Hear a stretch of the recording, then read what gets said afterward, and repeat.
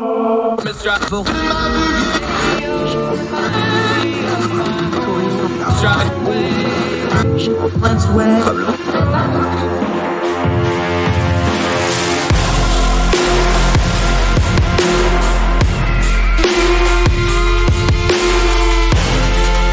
host, Andrew Donaldson. This is Heard Tell. Well, you might have heard tell that things are not well with our friends down under. In Australia, our Aussie friends are suffering under about the 8th week of really restrictive lockdowns because of the COVID. Our Aussie friends find themselves in a tough spot because their government is worried that the Delta variant and this third wave that is sweeping through Australia right now is going to hit a very susceptible population because Australia's vaccination rate is so low. It's only about 20%. But there's only about 25 million Australians. You'd think you could fix this quickly. And the COVID numbers overall for Australia are far lower than other countries. So what's going on here? Well, we understand that COVID's a horrible disease. We've seen the numbers. We're not debating that. And people are talking about the Delta variant and vaccinations. So what we wanted to do is we wanted to reach out to Emilie Dye. She's our friend who's the Australian coordinator for Young Voices. She's a resident in Australia. She lives in Sydney with her partner. And ask her what's really going on the ground here, because while we discuss the nature of COVID and the disease and fighting the disease, part of what we haven't been discussing a whole lot of is the leadership and reactions of the governments beyond just fighting the disease and what's going on. We're going to ask her, and her background is in economics, how this has affected the Australian economy. Why is it that elected leaders down there like Scott Morrison are blaming the people not following the rules, while at the same time not taking responsibility for why Australia has lagged so badly in acquiring the vaccine and getting the folks vaccinated and these sorts of things. So we're going to turn down the noise on all the viral videos of troops in the streets and a lot of the screaming headlines about the draconian lockdowns in Australia and talk to somebody actually in Australia to find out what's going on from it. Not only that, but we're going to talk about lessons in leadership and what we can learn for the rest of the world going forward as everybody tries to get through this COVID-19 pandemic, but also try to figure out the best way to go about our lives under very difficult circumstances. So that's what we're doing today on Heard Tell. Emilie Dye from Young Voices Australia, right after this.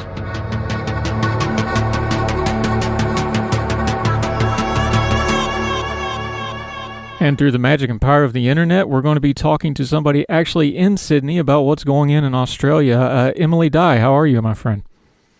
I'm doing well, or as well as I can be during lockdowns. Now, just to get it out of the way right off the bat, the lockdowns y'all are doing down there are not what we were doing here, where it was like, well, you could still go to the grocery store, you just had to wear a mask. These are real full-blown lockdowns. We're talking military in the streets, the police are checking. What's actually going on the ground? Because we see the viral videos, we hear what people are saying here in the States, but you're there. Explain it to us so that we understand it. Yeah, we've got, they're pretty strict lockdowns. We can go out to the grocery store, but only one member of a household is allowed to leave per day. So I can go out to the grocery store, and that means my partner cannot. We've got a few businesses that are still open, so you can still go get coffee. You can't go to restaurants. There's food delivery services. And the only other real reason to go outside is you're allowed to exercise. Though you have to wear a mask if you're not exercising vigorously. So a walk would probably require you to wear a mask. And the police are pretty heavily monitoring that. So if you mess up, the fine for not wearing a mask is $500. The fine for being out without a reasonable excuse is $2,000. So you can pretty easily be bankrupt by messing up the COVID rules. So we're on, day 45, 46 of the real strict lockdown in the Sydney area now. How long has this been going on? It's been going on since the end of July, end of June, and it just keeps getting extended. So it was going to be a week to start with. It's then going to be 2 weeks. Right now, I think we're set to end at the beginning of September, I think September 4th. However, I think most Sydney-siders and most Australians looking at that date kind of cynically and are we're pretty jaded. We don't know if it really will end. It feels unlikely that it will. Right now, we're still getting a decent number of cases for Australia. We freak out over very few cases because we really haven't had the same amount of COVID as you've had in the United States. So good example is the ACT, our capital territory. they locked down over one case, and they're doing the same thing that we're doing here. So I don't see us getting to 0 cases anytime soon, and so we probably will be in lockdown pretty much, it feels indefinitely at this point. And part of that is because the vaccination rate there is only 25% as compared to America, where we're creeping up on 60-70% at least partially vaccinated. Australia is kind of lagging behind for a number of reasons, aren't they? Yes, that's correct. I'm excited because this week they finally approved Moderna. It only took millions and millions of people getting vaccinated with Moderna abroad for our TGA, our Therapeutic Goods Administration, the Therapeutic Goods Administration, to finally say that Moderna is safe. So we can use Moderna, or will get Moderna very soon, and that should hopefully increase the rate of vaccination. They still haven't improved Johnson & Johnson. I don't even know if they're looking at it. So we're kind of behind on the approval process, and we're even further behind on the procurement process. So a lot of the policymakers in Australia will say, well, the people aren't getting vaccinated, and it's in large part because they're not eligible to get vaccinated, or the vaccines aren't available. They're trying to get people that are younger to take AstraZeneca, but there are risks with AstraZeneca, and you have to get a doctor's exemption in order to take it. And so a lot of people are choosing not to do that. They're choosing to wait, which seems reasonable. And yet we're really being blamed as being like anti-vax, which I don't think is the case or is really fair to the Australian people. Yeah, you've been doing something with your writing on the subject, your most recent piece in 1828 that folks can find. I was writing on it myself as well, but it seems like before we get into all the nomenclature and the numbers and the stats, we talk about the kind of the terminology and we get into the numbers and all this with the COVID stuff, but it seems like a lot of the problem with this starts actually with just basic level leadership. You've been touching on that in your writing, that even beyond the unique problems that Australia is having with, getting the vaccine in, things like this, there's just some base level leadership issues that you're taking with the Australian government, and some of the same things we're seeing with the American government of, hey, leadership isn't communicating well, they're not being consistent, and things like this. Talk about that for a little bit, because you've been writing about it, and the longer this drags on, the more I think folks are going to not be dazzled by the numbers and start going to, well, wait a minute, where's our leaders in all of this? Yeah, there's a lot of confusion. The rules change quite rapidly. One day, you could be going about your normal life. There's a case of COVID, and by 5:00 p.m., you have to be locked down, be in your house. They did this in Newcastle, Australia, which is part of the New South Wales state. And they gave people until 5 p.m. to lock down, and then they backdated it. So if you hadn't been locked down, if you weren't home by 10 a.m. that morning prior to the announcement, then you had to return back to Newcastle and lock down.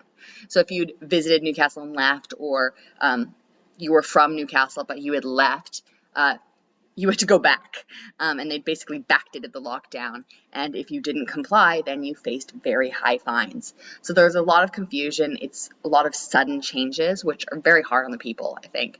It's hard to plan. Businesses can't plan ahead. They don't know if they're going to get locked down, and they're not going to be allowed to serve their customers. And a lot of the rules are somewhat unclear and somewhat vague. We had an incident pretty recently where they were saying you have to wear a mask if you're waiting at a coffee shop. But then we have photographs of our premier, which is kind of like the governor of our state, at a coffee shop without a mask. And so there's a lot of confusion. There's a lot of misinformation. People aren't sure if they have to wear a mask outside. They're not sure what is vigorous exercise. If I'm an 80-year-old and I'm walking, that's pretty vigorous for me. But we did see an old man tackled by police and arrested because he wasn't wearing a mask. And he was like, I'm out exercising. And he was out with his partner. He's an older man. And so walking doesn't appear to be vigorous exercise.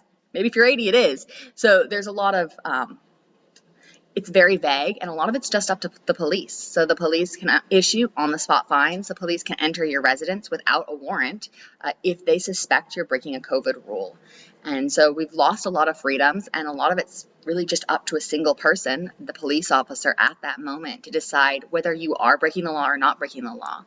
We've lost trial by jury, and we've lost that idea of innocence until proven guilty. And how's it landing culturally? Because, our Aussie friends, we always think of them from afar. They're very outdoor centric people. They're very outgoing, very laid back, very much enjoying life type of thing. This seems so counter to what we think of when we think of our Australian friends. How's it landing culturally, not just politically, with folks that like, hey, this big part of our identity culturally has just been kind of, taken away at the stroke of a pen, and we don't really have any recourse with it right now? I mean, I think there's a huge divide in Australia right now. People are kind of at each other's throats. We have one side that's dobbing people in for perceived breaches of the rules. If you have someone over at your house, your neighbor might turn you into the cops. And so there's that kind of thing that's going on with one side. And then on the other side, people are getting fed up and they're getting tired. We had a protest quite recently where 15,000 people or so showed up in Sydney to protest the lockdowns. It was huge. There were people outraged about it. They're like, they're causing a super spreader event. But on the other side, clearly there's a lot of people that are willing to take huge risks in order to get out there. They're clearly angry. They're clearly upset. And protesting could easily land you in jail. It could easily land you with an $11,000 fine, which if you don't have a job because of COVID, could really put you in some financial hardship. So people are risking a lot in order to get out there and to have their voices heard, because I think a large portion of the population feels like they aren't being heard and like they really can't do anything. They feel very powerless. And then you have the other side where people are ridiculing those who they think are breaking the rules. They're blaming other Australians for breaking the rules. They think that the lockdowns are the fault of other Australians instead of the government. And I find that there's a lot of tension there, and I'm saddened to see the people that are so supportive and that are attacking their fellow Australians as opposed to banding together and doing that we are in this together idea. We've kind of lost that at this point. So it's a divide between the people that are frustrated with the lockdowns, frustrated with the government, who've lost a lot, and the people that are still quite happy with lockdowns and think that COVID is the most important thing. You wrote in your own piece, one of those Australians that were blaming other Australians was actually Prime Minister Scott Morrison. You wrote it this way. You said, but instead of taking responsibility, politicians are blaming the people for the spread, accusing us of not following the rules or refusing to get vaccinated. Prime Minister Scott Morrison stands up at press conferences and reprimands the public for each new outbreak instead of recognizing that the system, not the people, are the problem. Is that the divide? Is it, in America, we're always constantly talking about, big government people against small government people, things like this. Is that the divide there of folks that think, well, the government just isn't getting it right, and then there's the pro-government folks that are saying, well, the people just can't get it right, and never the two seem to be meeting right now? Yeah, I think that's exactly it. There's on the government side, we have Scott Morrison that thinks that the increase in cases isn't because lockdowns don't work. It's because the people are disobeying the rules and the people are causing the problem. And I don't think that's fair to the Australian people. I also don't think it's fair to ask Australians to lock down the way we have.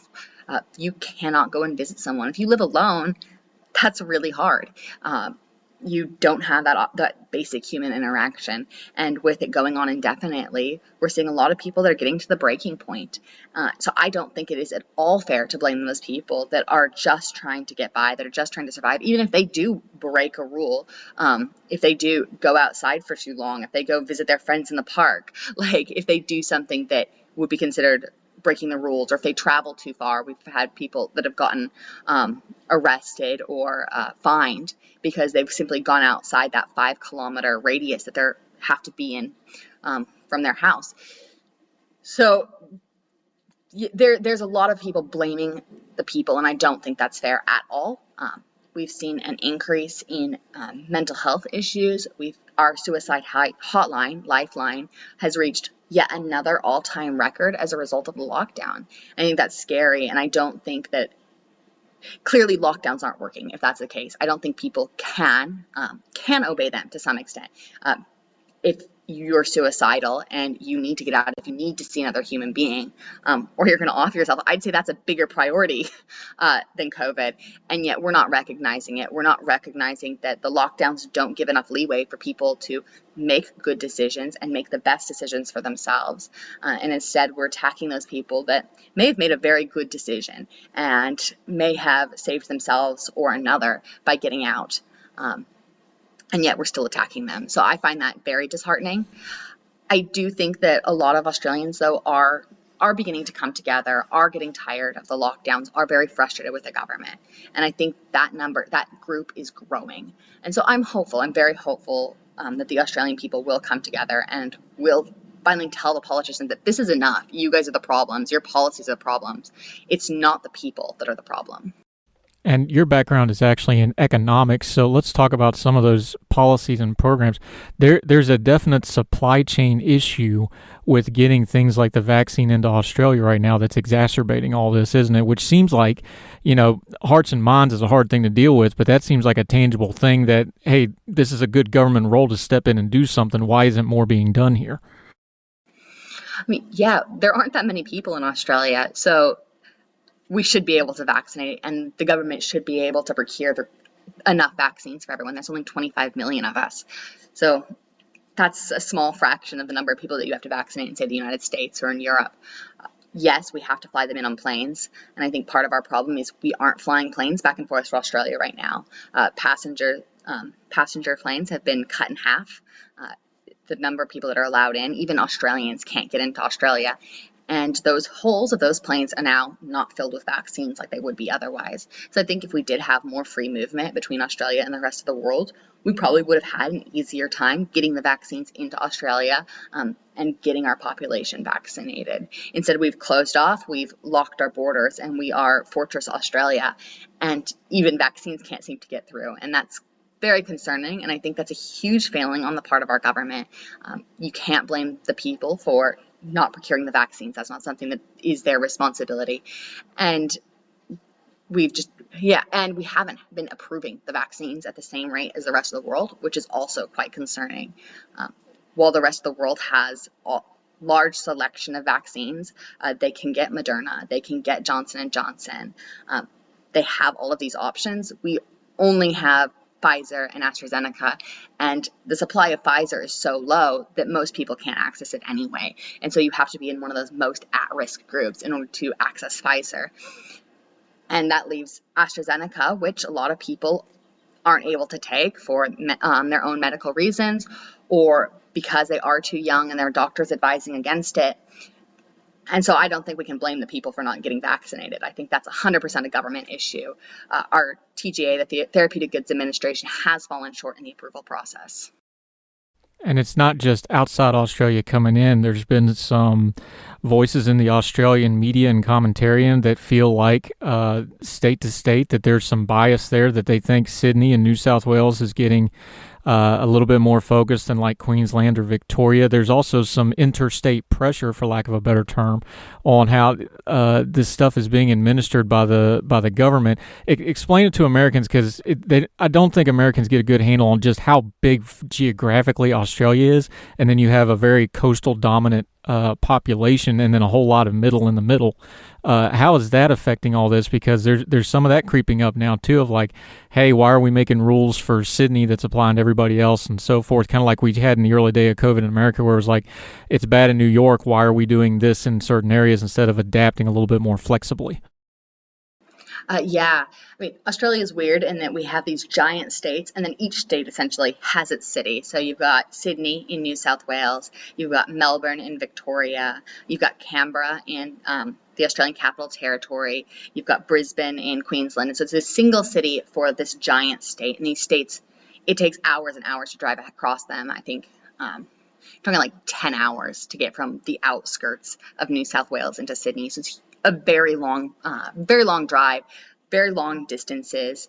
The majority of the population is in those city centers. I think it's 0.22% of the land is all we're really using in Australia. The rest of it's just open space. And part of that is because that land isn't habitable.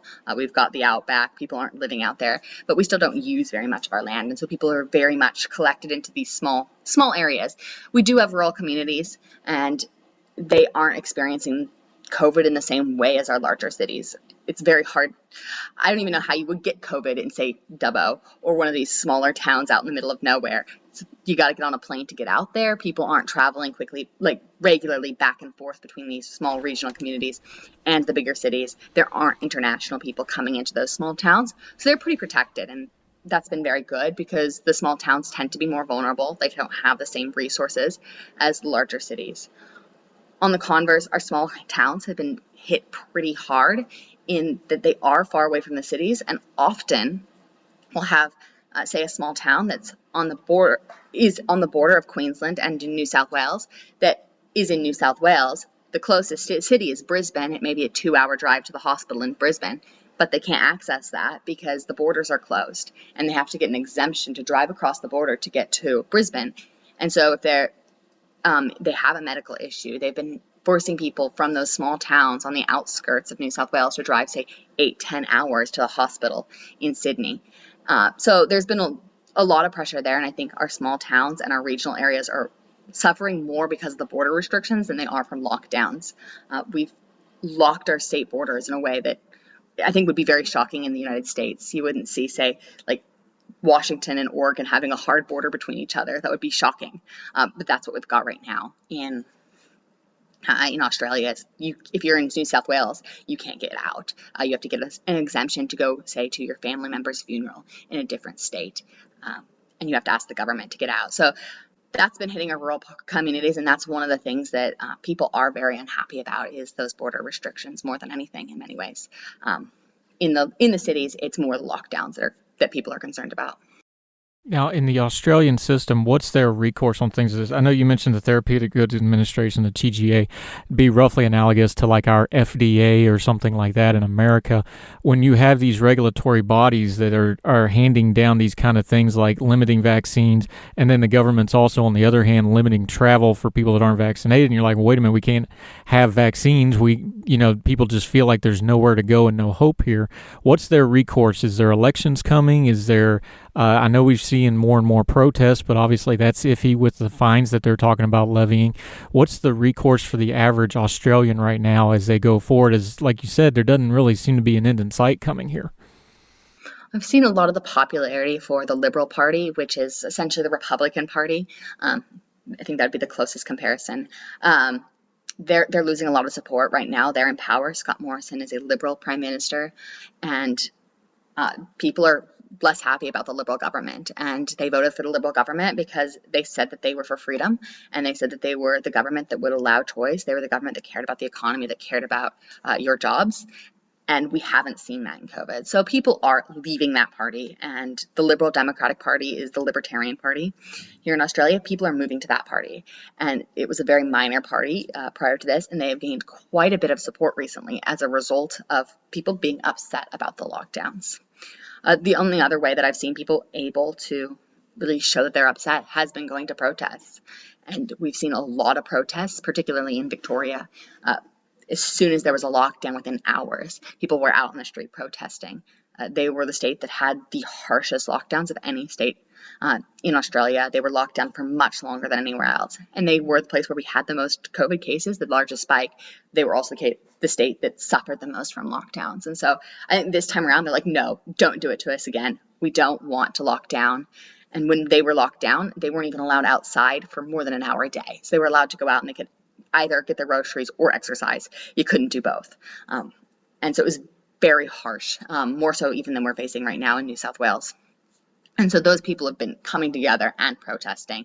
There's been a lot of pushback on social media, but Australia does not have freedom of speech in the same way that we have freedom of speech in the United States. And so you can't say certain things on social media, or you could face fines and you could face arrest. So if you're speaking out in support of the protesters, if you're encouraging people to go out and protest, you could risk a very large fine. You could risk jail time as a result of trying to get people to go to the protests and showing support for the protests. So that's been a bit of hardship there, as we can't speak out online. If we go to the protest, then we risk imprisonment. So there isn't that much recourse for the Australian people that are upset about this. It feels very authoritarian right now in Australia. One of the things that's really driving the conversation around COVID-19 in America right now is, of course, American schools are either just now or over the next couple of weeks as we get towards September going back to school. Obviously, the last 2 school years were both interrupted by COVID. When you start messing with people's kids, it changes people's perspectives. Is that happening in Australia? I know there's been some issues with schools. We can see it in the Australian media and some of the commentary, but like you said, folks have to be careful how they complain about something. Is something like the school situation on top of the medical situation driving how people are viewing this crisis there? Yeah, I think so. I think parents are really upset. I think probably if I'd say there's a group of people that has suffered most as a result of the lockdowns, it's probably students and it's probably high schoolers. It's those kids that were expecting to graduate that put so much in over the last 12 years to get to graduation and no longer can graduate. It's the younger kids that are now going to be behind as a result of this and have to play catch up. So I do think that parents are probably quite upset. I haven't been as much in those circles because I don't myself have kids, but I know that they're the group of people that is probably suffering more than anyone. We've seen a huge increase in teens self-harming. We're worrying about teen suicide. Those are huge concerns right now in Australia because of the lockdown, because kids can't see their friends, they can't interact with other children, and they're falling behind in school. And what they thought was so important, their schoolwork, they're being told is not important, is not the priority, and their education is not a priority. So I think that there is quite a bit of disgruntlement there. There's still a lot of fear. The media has been pushing the fear mantra.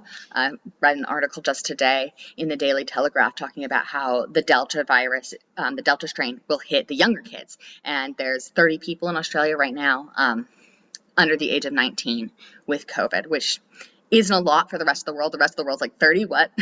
But in Australia, we're like, oh my gosh, 30 people under the age of 19 have COVID. That's a huge concern. And so there's still a lot of fear, and I think that's probably keeping people somewhat more quiet than they would otherwise. I'm hoping that people's priorities do switch around and they start looking not just at the short term, but also the long term, and looking at where these kids are going to be in 10 years as a result of these lockdowns. The other part of this, we already mentioned your background's actually in economics. This has got to be affecting the economy of Australia, I would think, perhaps long term, maybe even. What is people's views on this economically? Because if you're locked down in your homes, commerce is pretty much ground to a halt. Australia has already been kind of having a little bit of a trade tiff with China and some other partners before this even happened. What's the economic outlook going forward for Australia if they can't kind of get a handle on this, if they can't get the vaccines up, if they can't get the lockdowns turned back down? Is this something that people are concerned this could be very, very damaging to the economy in Australia? Absolutely. And with the last lockdown, we saw a pretty quick recovery, but a lot of that was in the public sector. So the government's hiring, and the government's hiring in bulk. And as a result, it shifts the numbers so it doesn't look as much like we're having the economic downturn that we are. But if you work in the private sector, if you own a private business, those are the people that are struggling the most right now, and they are really struggling to just survive. The other day, back when I could walk to work, and I was still going to work, I decided to count the number of businesses that had gone down just on my 20-minute walk, and there were 14 businesses that had boarded up, were closed, gone forever as a result of these lockdowns. So I think very much on the ground, people are feeling it, and the economy is suffering. However, the numbers don't necessarily reflect that because the government is pumping so much money into our economy, and that really isn't sustainable. Having our economy built on government employees and government paychecks and government pensions probably is not a good long-term strategy, and our debt is increasing rapidly, more so than we've seen in a very long time. Australia doesn't have the same struggles with debt as the United States does, but we now do. We now are having a very rapid increase in debt. And again, that is not sustainable, particularly, as you mentioned, with China, and with China being so dominant in the area. And they have been punishing us with trade restrictions, and they're one of our major trade partners. So when we said we wanted an investigation into what happened with COVID, the Chinese government started sanctioning our beef, started sanctioning our wines. There was a big push to drink Australian wine because the Chinese government stopped buying our wine. And the wine industry in Australia is very large. It's one of our key industries. And so we were really struggling as a result of that. So I think that, yes, the Australian economy is in a very precarious situation. We are our numbers are based on government spending and government jobs, and not on a strong private sector. Is there a sense among the citizenry in Australia? They're very nationalistic, and I mean that in a complimentary way. They're very proud to be Australian. Is there a sense of that when they're like, "Hey, China is an economic foe right now. We need to buy our own products." These sorts of things. Are they aware of those sorts of geopolitical things?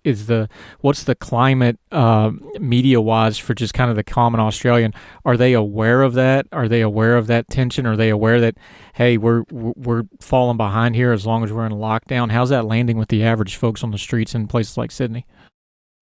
Yes, absolutely. The Australian people are very much willing to step up. So when China starts sanctioning our goods, then the people are right there and be like, well, we'll buy that. So there was a big a sanction on lobsters, and all of these lobsters were going to go buy. So and so people were buying lobster. They're like, I don't know how to cook a lobster, but I guess we're having lobster, because they're like supporting the lobster industry, Good problem supporting to have.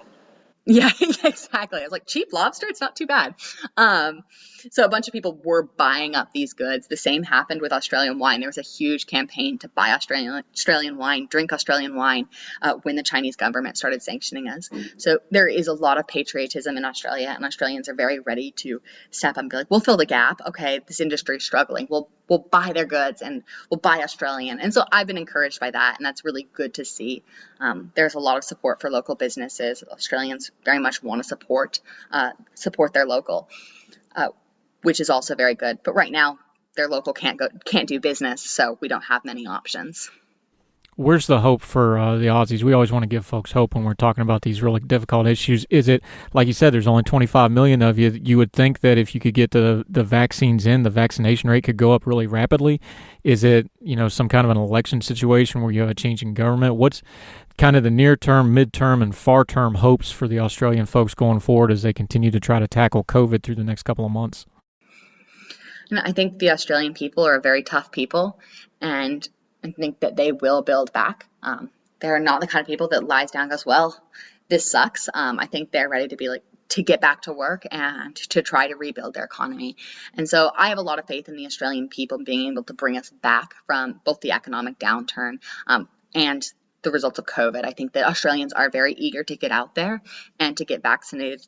I've seen a lot of people on social media, when they get their vaccine, it's like a huge celebration. They're like, I got my vaccine, I did it. And so there is a lot of that community camaraderie, and that's the community coming together in order to get vaccinated, to get us through this.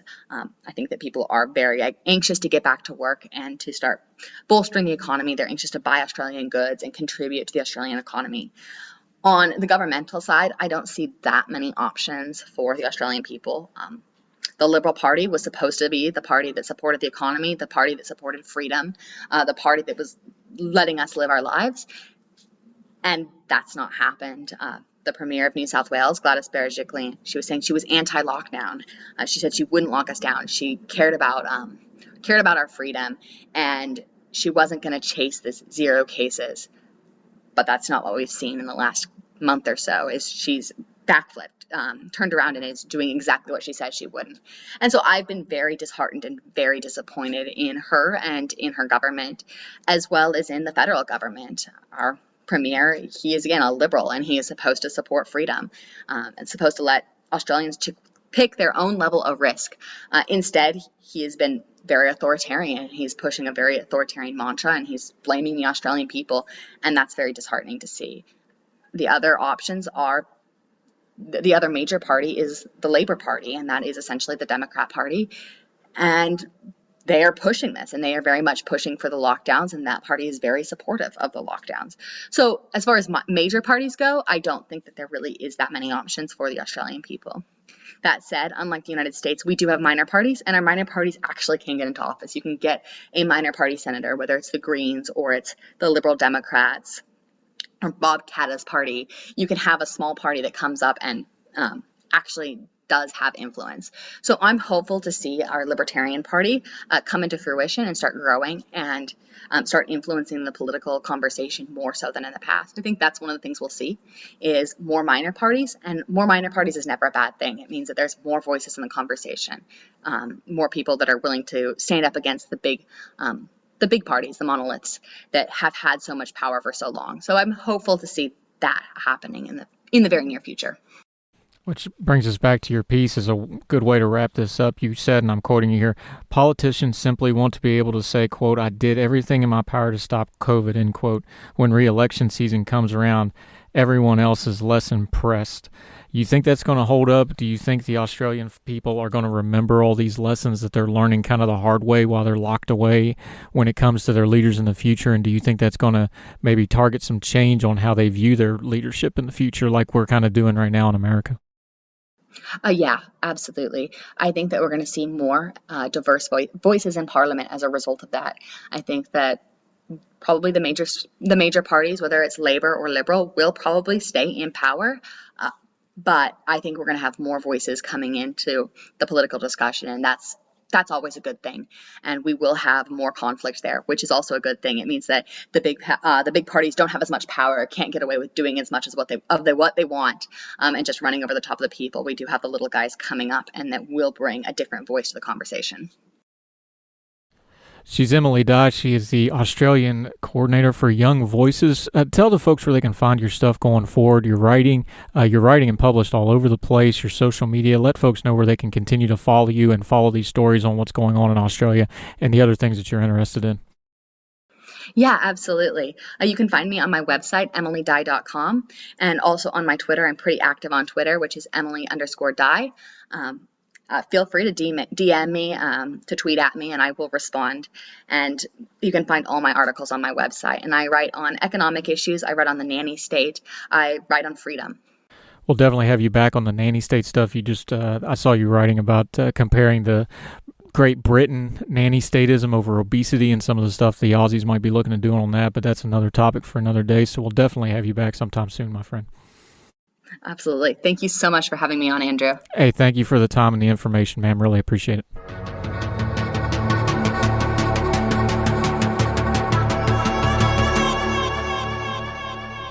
You know, whether it's COVID or any of the other issues we dealt with here on Heard Tell, like the opioid crisis or politics or whatever, the old adage still holds. Everything rises and falls on leadership. So while we are dealing with the disease, and lots of people want to talk about how the disease needs to be fought, and it does, and the death toll is horrific, and the cost in human lives is bad, we always should keep in perspective that when our elected leaders, whether they're in our country in America or in any other country or any kind of political leader worldwide, they have a responsibility to the whole of their population. That doesn't mean just solving the problem in front of them, but solving it in a way that leaves their people better off than when they started. It's hard. We don't want to be Pollyannish here. We understand that things like COVID, we're learning as we go on a lot of this stuff. Just 18 months ago, our viewpoint on what was and wasn't effective against COVID was completely different. Our viewpoint on the vaccine some 6 months into issuing them to folks is different than when it started. Information is constantly changing. Our leadership, political and otherwise, needs to be adaptable as well. And it seems like too often they tend to go into their ruts of their priors and what they usually do and try to just put their heads down and get through it. Leadership is hard. We should support our leaders and not just blast them all the time. But crisis is also revealing. So when we look back on COVID, and once we mourn the deaths and worry about learning lessons for the next time, we should take a good long look at the leaders, because these crises like COVID-19, no matter where you are in the world, are telling you a lot about the leaders that we have in power over us. And we should believe what they're telling us, because it's crystal clear and evidence demands a verdict. They are what they tell us they are through their actions, not just their words when they're campaigning for office. That's it for Heard Tell. We so appreciate the growth we've seen. We've seen a really kind of a big jump for numbers for us. So whatever platform you're listening to this program on, whether it's iTunes, Spotify, the YouTube page has some video content starting to go up on it, platform you're using to listen to us, if they give you the option, please leave a rating and a comment. Let us know. We'll try to reply to all the comments that we see. But those are really important. They tell not only the platforms, but other folks that this program is worth checking out. Doing a program like this isn't super flashy. We're not really chasing trends or trying to tap into existing trending things. But we continue to think it's important to do what our core principle at Heard Tell is, turning down the noise on the important things that you hear in the news cycle but get drowned out by the nonsense, and getting to the information so you can discern it, apply it to your life, and understand these times that we live in.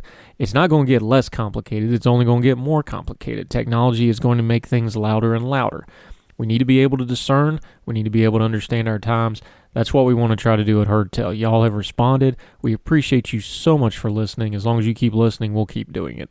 Wherever you are, across the street or around the world, hope this finds you and yours well. Until we talk to you next time, y'all take care.